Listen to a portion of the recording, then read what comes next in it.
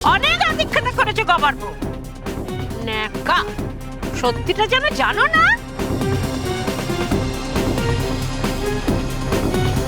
আমার কাছে স্পষ্ট কথা, সত্যি হলো শেষ কথা। যদি তুমি সত্যি হও, তোমায় আমি মাথা পেতে নেব, কিন্তু তার আগে তো প্রমাণ করতে হবে। ওই বাচ্চার বাপকে আগে প্রমাণ দাও, তারপর তো অন্য কথা। আমার বংশের বাচ্চা ছাড়া এ বাড়িতে কিন্তু কারোর জায়গা নেই। এ বাড়িতে ঢুকতে দেওয়ার আগে আগে তো আমাকে জানতে হবে যে সে এই বংশের রক্ত কিনা। এই আমার শেষ কথা। কিন্তু পিসি না না নিশি দাঁড়া, আমার বড় বৌমার গর্ভে কেউ নেই পিসমা, সে গর্ভ খালি।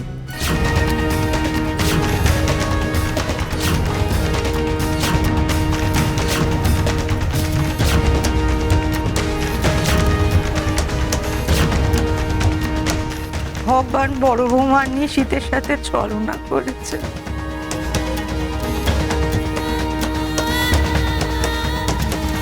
ওদের ঠকিয়েছে পিসমা। বাপ মা হওয়ার স্বপ্ন ওদের ভেঙে ছাড়কার হয়ে গেছে। ওদের দেখুন চেহারা, দেখুন এখন কি বাপ মার আদর ভালোবাসাটাও কেড়ে নিতে চাইছেন ওদের কাছ থেকে। আপনি কি পাথর?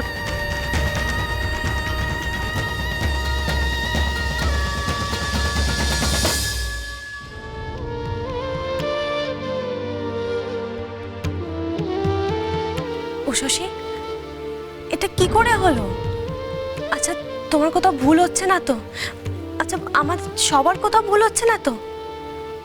তুমি বাড়ি থেকে বেরিয়ে গিয়ে দোকানে ছিলে, তার ধকলে কি? তার মানে বদির বাচ্চা কোথায় গেল? বদি তো বলছেন নষ্ট হয়ে যায়নি, তাহলে ওমা বদির বাচ্চা কোথায় গেল?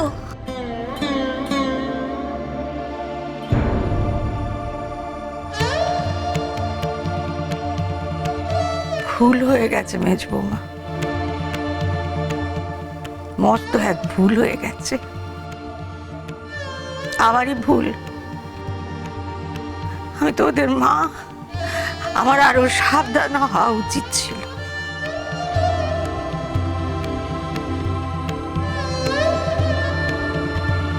এই মা হওয়ার লক্ষণকে আমার চোখে এড়িয়ে যেতে পারে? এই যে গা বুন পাচ্ছে, মাথা ঘুরছে, সব মা হওয়ার লক্ষণ। তুই বাপ হচ্ছিস রে বাপ। মাথা ঘুরছে, বমি হচ্ছে দেখে আমি ভুল স্বপ্ন দেখিয়েছিলাম আমার নিশীথকে, বড় বৌমাকে, তোমাদের সবাইকে। সেই ভুল দেখানো স্বপ্ন এখন পাথর হয়ে আমার বুকে চেপে বসে আছে। না পাচ্ছি সইতে, না পাচ্ছি নামিয়ে রাখতে।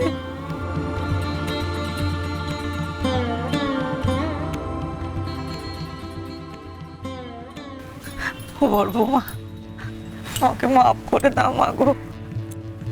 তুমি ডাক্তার না দেখে একা ভুল করনি, জানলে 4 সন্তানের মা হয়ে আমিও চাই বুঝতে পারলাম না, ভুল করে ফেললাম। যার জ্বালায় তোমাকে আর নিশীথকে জ্বলে পড়ে মরতে হলো। কম অপমান সইতে হলো তোমাদের। মাফ করে দাও আমায়, মাফ করে দাও। মা, মা, ও মা, তুমি কেন নিজেকে এইভাবে দায়ী করছো বলো তো? হ্যাঁ, তুমি কি ইচ্ছে করে কাউকে দুঃখ দিতে পারো? আর সেই কিনা তুমি আমাকে আর উশুশিকে দুঃখ দেবে?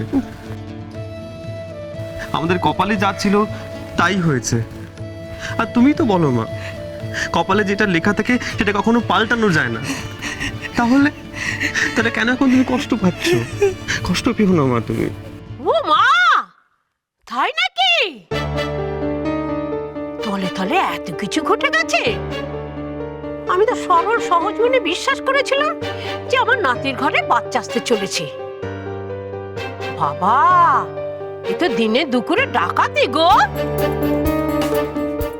এত কত জাহাবাজ মেয়ে ছেলে, হ্যাঁ?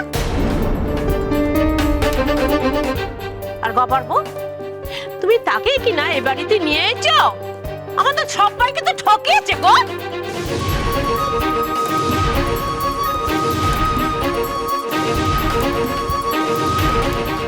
পিসি ঠাকুমার মনে কি একটুও দয়া মায়া নেই? হ্যাঁ গা বড়নাথ বউ, সরো না গো। এত মিথ্যে তুমি শিখলে কোত্থেকে, হ্যাঁ? আমার নাতিকে তুমি স্বপ্ন দেখালে, সে ভাব হবে বলে তোমাকে একেবারে মাথায় করে রেখেছিল। তুমি এইভাবে ঠকালে কেন?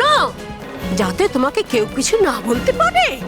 বাবা, পেটে পেটে এত শয়তানি তোমার। এরপরেও তো এই নষ্ট মিথ্যেবাদী মেয়ে মানুষটার সঙ্গে থাকবে নিষেধ?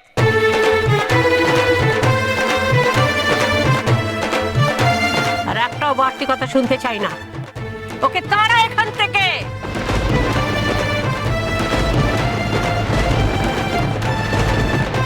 এর সঙ্গে এক ছাতের তলে আমি থাকতে পারবো না। পাপী মেয়ে মানুষ কোথাকার।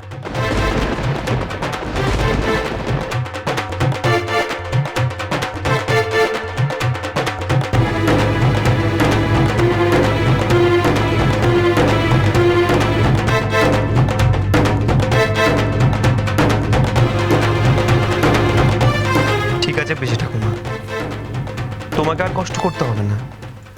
আমরা যেখানে ছিলাম সেখানেই ফিরে যাচ্ছি। আমাদের জন্য তোমাকেই বাড়ি ছেড়ে যেতে হবে না। না পিসিমা, এটা এটা তুমি ঠিকই বলেছো।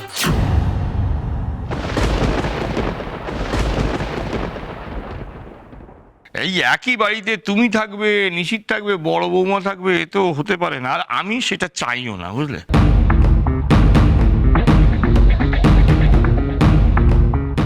তুমি হলে কি আমার পিসিমা, তোমাকে এত কষ্ট দিই কি করে বলো তো?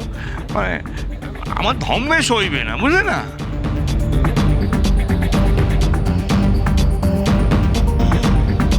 সোমা, হ্যাঁ বাবা। এক কাজ কর দেখি, ওই পিসিমার ব্যাগটা ঘর থেকে নিয়ে আয় তো। হ্যাঁ, আর যদি ওই গুছানো না থাকে বুঝলি, তো পিসিমাকে একটু সাহায্য কর। হ্যাঁ, মানে ভালো করে গুছিয়ে টুচিয়ে নিয়ে আয়।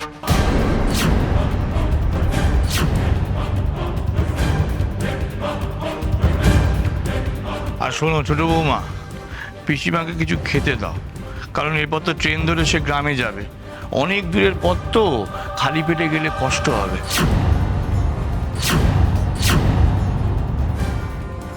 আর সঙ্গে কিছু খাবারও দিয়ে দিও, ওই ট্রেনে খেতে খেতে যাবে না হয়।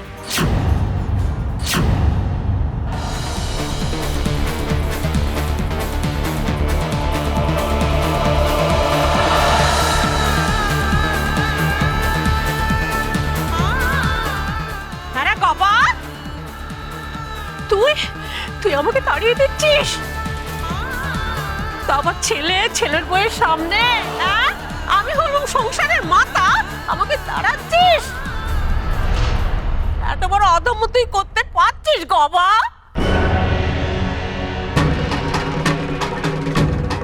কি রে, জবাব দে।